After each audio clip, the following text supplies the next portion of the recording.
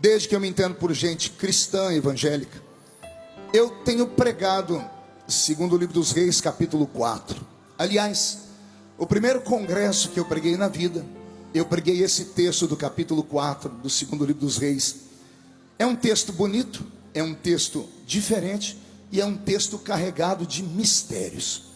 Eu tenho aqui a história de uma mulher, de uma viúva mãe de 2 filhos.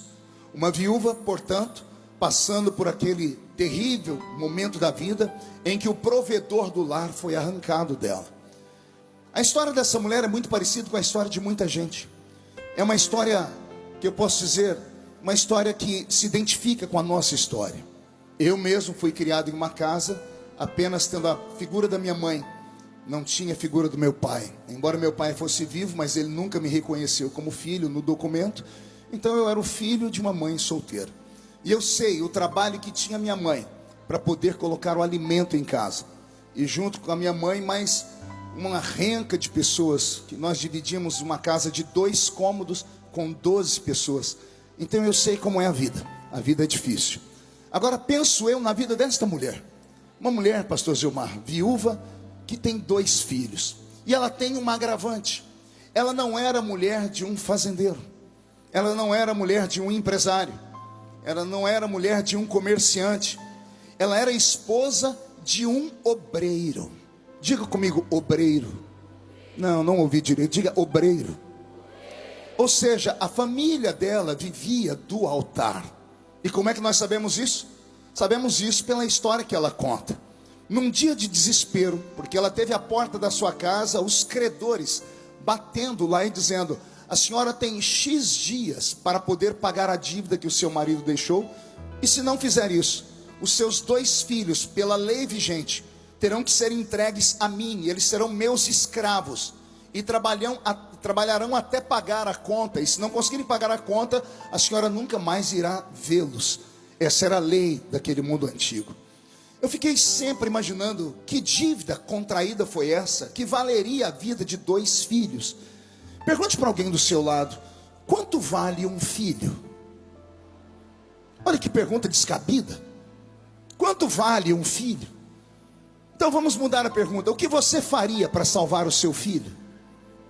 Se alguém sequestrasse o seu filho, se alguém fizesse alguma coisa com o seu filho, o que você faria para poder ter o seu filho de volta? Eu tenho pessoas aqui que anulariam a sua própria vida para sempre, para poder ter o filho de volta. Venderia tudo que tem. Nós temos histórias assim na Bíblia. Lembra de uma mulher na Bíblia doente, que ela teve que vender todos os bens que ela possuía para ter um pouquinho mais de saúde? A mulher do fluxo de sangue. A família teve que vender tudo, dispor de todos os bens, de tudo aquilo que eles haviam ajuntado a vida inteira para poder liquidar uma dívida com o médico. Aí vem essa mulher e ela tem a vida dos 2 filhos colocados em xeque. Ou seja, o valor da dívida era extremamente alta. E estudando um pouco mais o texto, sabe que eu descobri? Que a dívida dela não era com uma loja. A dívida dela não era com um comércio. A dívida dela era com pessoas que lidavam com dinheiro. Eram com pessoas que usavam de usura. Eram com pessoas que cobravam um juro muito alto para poder emprestar dinheiro a alguém. E então, vasculhando a história, eu descobri coisas que com certeza vão mexer com você. Mas antes de chegar lá nessas revelações, vamos ver a atitude dela. Quando bateram a porta de sua casa e disseram que iriam levar os seus 2 filhos, em um desespero, a mulher teve uma ideia. Ela pegou os seus 2 filhos, deve ter treinado eles, dizendo: nós vamos em um lugar agora, que é o único lugar onde nós podemos encontrar os recursos. E vocês, por favor, vão ter que fazer cara de dó, cara de piedade. Vocês vão ter que se sentirem muito tristes, para a gente comover o coração daquele que irá nos ouvir. E assim seguiram ela e os seus 2 filhos. E chegaram onde estava a casa do homem de Deus. Possivelmente um arraial de profetas. E quando ela chega diante deste arraial de profetas, ela procura o líder dos pastores, que era o profeta Eliseu. Diga comigo, Eliseu.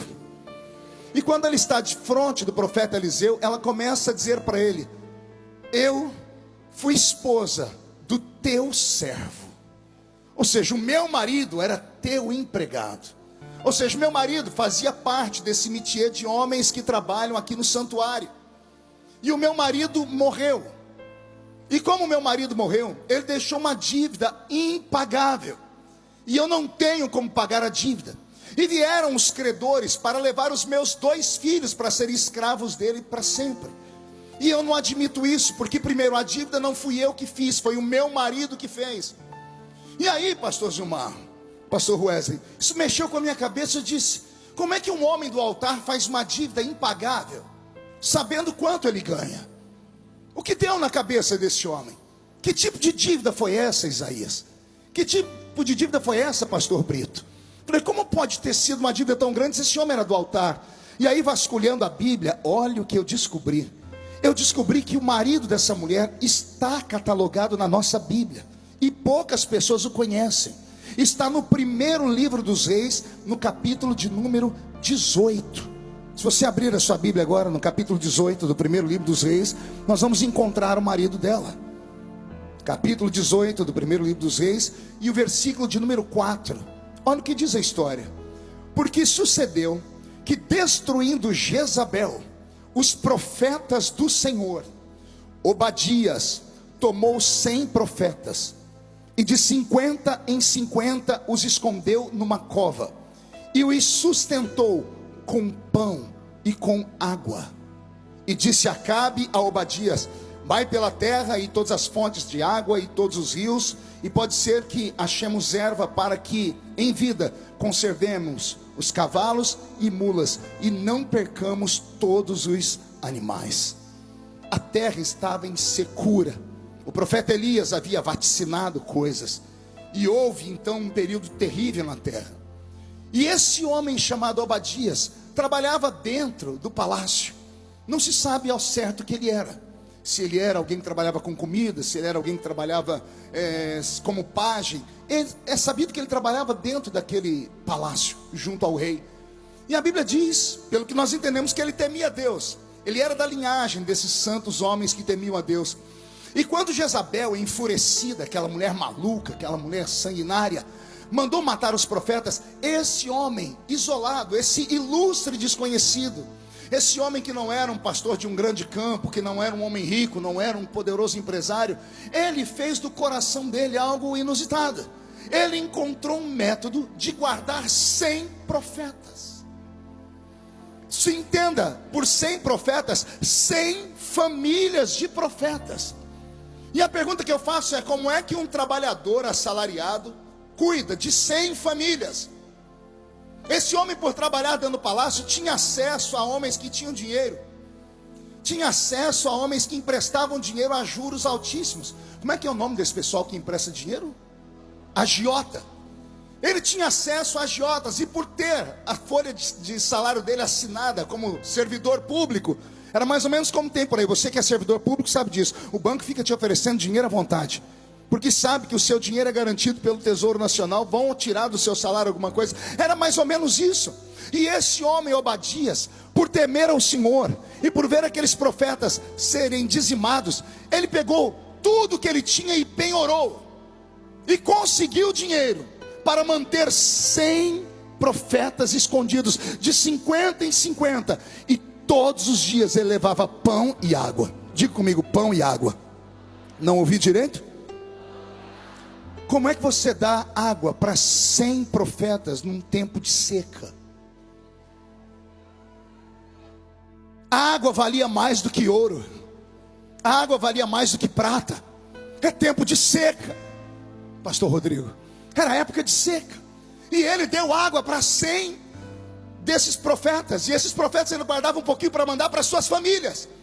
E ele dava pão para essas pessoas de manhã, de tarde, de manhã e de tarde, não se sabe quantos dias. Esse homem gastou uma fortuna e se endividou. Passou o período de Elias, ele foi então catalogado como sendo um dos heróis, e ele passou a ser servo de Eliseu, e a história dele se tornou conhecida. Só que como ele envelheceu, ele morreu. E quando ele morreu, o agiota miserável foi até a casa dele e disse: mulher, eu vim receber o que seu marido me deve. E quanto é que meu marido te deve? E está aqui a lista. Quando ela viu o valor, a mulher deve ter caído de costa. Era o valor do preço dos 2 filhos dela. E aí eu retorno a pergunta: quanto vale um filho? Quando a mulher viu a dívida que o marido dela se meteu,